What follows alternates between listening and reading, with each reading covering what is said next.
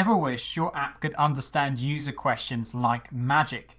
I'm Matt, and for the last few years, I've been helping creators like you build powerful apps without touching a line of code. Today, I'll show you how to use AI in Bubble.io to extract meaning from user queries and filter your database. By the end, you'll be ready to create smarter, more intuitive apps. Here's a simple shop layout. It's based on a previous video where I was showing how you can filter by colors of the product. So for example, if I want to filter by red, those shorts have got a red hint on them, honestly.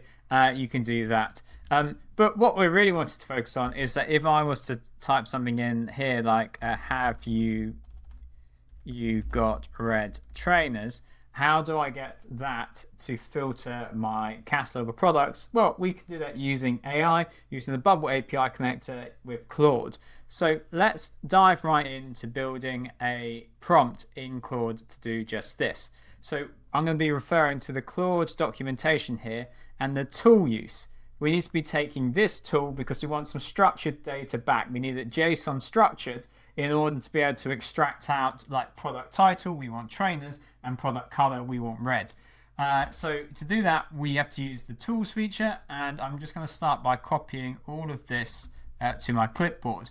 Notice that we are making the API call to the messages endpoint. Content type is application JSON. Our API key goes in with the key name of X API key, and we have to declare the Anthropic version. So I've got some of that already set up here in the API connector. So I've installed the API connector and I've added an API called Claude saying private key and header. There's the key name, there's my private key, there's the shared header. I don't need to include content type application JSON because that is default in Bubble now. But I do need to add a new API call. So we shall say filter products with AI. It's a post request. I do believe that is mentioned somewhere in the documentation, but basically because we need the data section, the body section, it has to be post anyway. And so we can paste the body into here. We can take the endpoint, which is just this bit here. Just copy that, go into our editor and paste. Now we're going to need to change quite a bit of this API call, but I just want to check that I've not broken anything in copying and pasting across. We also need to change this to action because we want to run this when the user clicks the filter button. We want to run this workflow. So I'm just going to run it now. So this is using Sonnet and it's using a tool. We'll just see what happens. Okay, there is an unexpected character. It's missing the opening curly brackets. Something that you'll get very used to using the Bubble API connector is that if you put one character in the wrong place, you're going to get an error. This is looking much more promising. Cool, we get back a response. That is all working. So now let's adapt this so that we can extract a product name and the color. So I'm going to copy it and go into Claude. This is by far the easiest way that I've found to modify the examples that they give in the Claude tools for your needs. So we will say here is an example of an API call to Claude with a tool. I need a JSON mode style response. Modify this API call to respond with the product name and color extracted from the user message. Okay, this might not be perfect, but it's a good place to start. And then I'm going to paste it in there. And hopefully Claude is going to give us a modified response. So you can see it's renamed the tool and it has also added in these additional properties. So the properties before were to do with this weather tool and now they are to do with we've got product name and we've got product color. So I'm just going to copy this now into the API connector, paste it over, and we want to make this bit dynamic. So I'm going to say that this is the message. Notice that I removed the speech marks from outside. That's because we want to JSON safe it when we get to it. JSON safe ensures that any punctuation that the user uses, we are marking that as punctuation and as not as part of the code. But then when I run it to reinitialize the call, which I don't have to do, but I'm going to do to check that it's working still, I have to put the speech marks back in so that it's speech marks, then what's inside here. I think you get the idea. And then I think the rest of this is fine. So I'll say, do you have any red trainers? I'm going to initialize the call. In fact, I do need to initialize the call because I want to train Bubble to expect to get back these structured responses in the JSON. This is what you can do with Claude, but you can't do so easily with OpenAI. With OpenAI, when it responds, even using their JSON mode or whatever they're calling it now, you have to add an additional steps because Bubble thinks that it's text. Whereas when you do it with Claude, it actually adds these into the JSON, so we can easily take out trainers and we can take out red. So that's perfect. What I am going to do though is slightly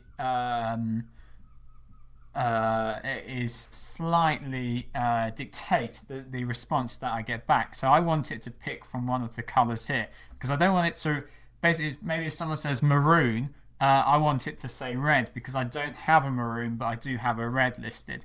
So we can make this slightly more complicated but more exciting because we can say in here, you must pick from this list of colors if an exact match is not found, pick the closest color. Now I've not actually tested this, but this will be interesting to know.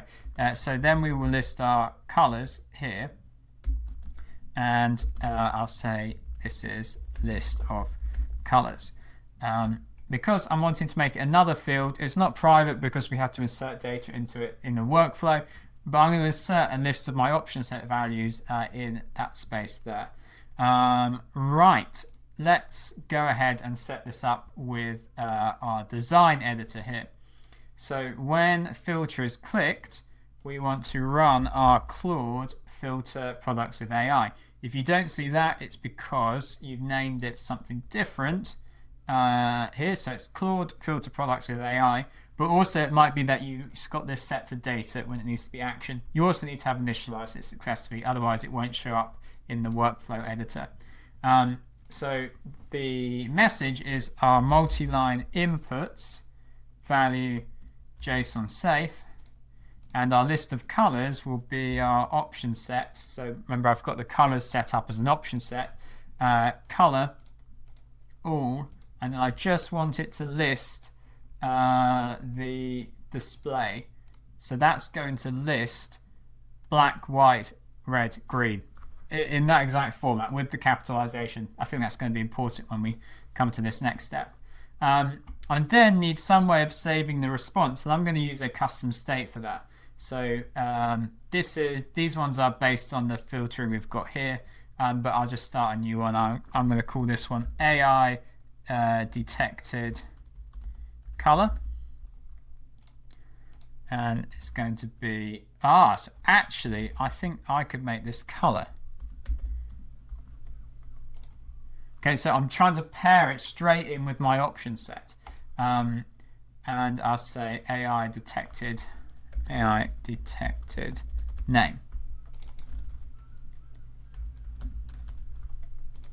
and that's text.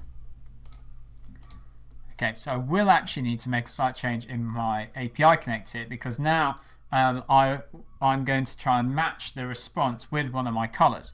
So not speech marks, but I will say black, red, green. It doesn't matter. I'm just wanting to reinitialize it and check that I've not broken anything by putting a colon there. If I knew my JSON better, I'd know that. Look, that's worked fine. So here, we don't want to mark it as text. We want to say, hey, Bubble, it's actually a color. And that's going to work as long as the text that is responding coming back from Claude, that's going to work as long as that is identical to text that it finds in the display label. I think that's going to work anyway. So we now want to set that state. So we'll say set state, and it's going to be wherever I save the custom state. I tend to do that on the page. So detected name will be results of step 1. That's our AI call. Content, first item, not the color, the product name. It added the in and is empty statement now. And then we also want to set the detected color, and that will be results step 1, content. The reason that it's giving us a list option here is that because you can ask for n number of responses from Claude. Most of the time you don't need that, so we're just saying the first item, the only response back, color. Cool. And it's accepted that because the different data types in the option sets have been a match, even though I'm moving between text into an option set, etc. So now what we could do is we'll add in another custom state, in fact, because we want to filter. No, in fact, basically we just need to know when to override this. So at the moment it's showing all products. Actually, I think we could just get away. You could expand upon this. You could go down the route of a fuzzy search. If you go down the route of a fuzzy search and you're using option sets, I'd recommend checking out one of our videos where we use database triggers to turn option sets into text values. But for now, we can just say product. So this is the color of the product contains our option set. No, our option set found in detected color. And our is it description? Just need to check what I've named it. App data, products, label. And where? There we go. Label. We'll say contain keywords. Again, we don't want it to be a really precise match. I think that's going to offer the vagueness that we need, but like I say, you might want to expand upon this with a fuzzy search, which we've got some videos on. So this is the product filter name. Okay, right. Oh, and we'll say, ignore empty constraints. So this is left over from a previous demo, but it's basically saying if these custom states are empty, then we aren't filtering color by nothing and label by nothing. So we want our full list for starters. Let's give this a proper test now. So I'm refreshing it. Here's our full product catalog, and I'll say, do you have red trainers? Okay, so it's running the call to Claude, and we've not got any errors. So let's just go ahead and see what's gone on. In fact, I'm going to run it step by step to debug it. So we'll run it to Claude, and Claude's first item is empty, which is annoying. Not getting back any response there. Let's debug it then.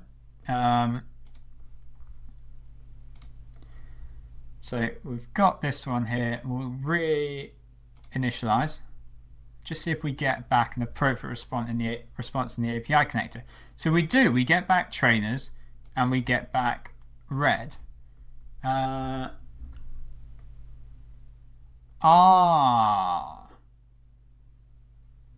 Okay. So the issue here is that we actually are getting back two responses. If you look at content, we're getting back a text response and the tool response here. I believe we need to add into our prompt to say, do not reply with text, just reply with the tool response.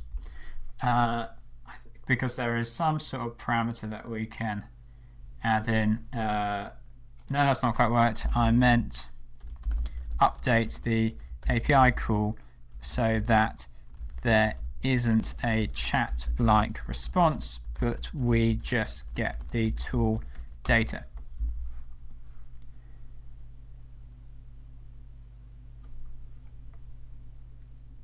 Okay, I think the only thing that is added in here is the response format. Now, that isn't actually something that I'm familiar with and I've used before with Claude, but we will give it a go, seeing as Claude suggests it. And let's reinitialize, and we get an error. Okay, that's not quite what we...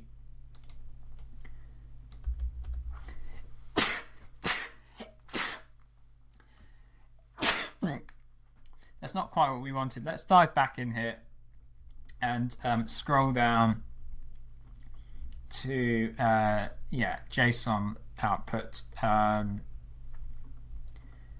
think the bit we're missing is here, tool choice.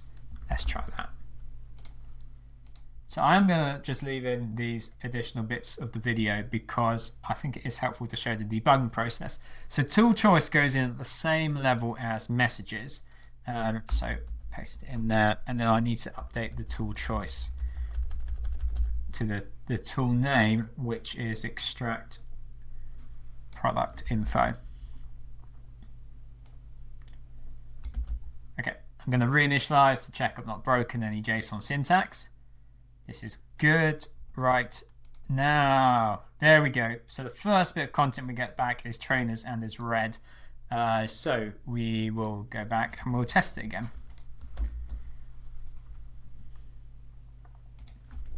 Do you have any red trainers?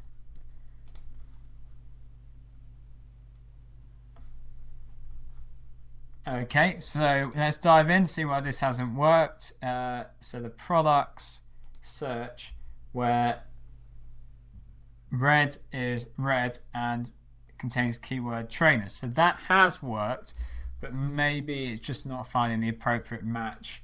Label contains keyword trainers. Because that doesn't say trainers, that's why.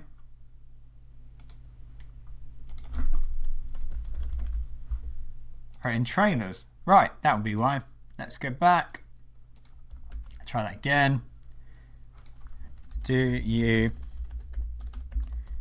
have any red trainers?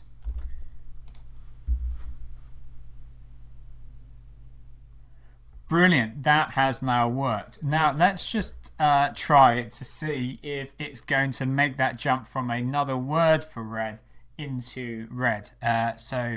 I probably spelled this completely wrong, but maroon, and we'll try that. Okay, in fact, I'm going to run it step by step to see exactly what's happening, but I think it is converting it into red. So yes, we are getting a custom state because the color coming out is indeed red. So there you go. That is how you can add a AI filter into data. Of course, it doesn't have to be products. It could be any other data you like.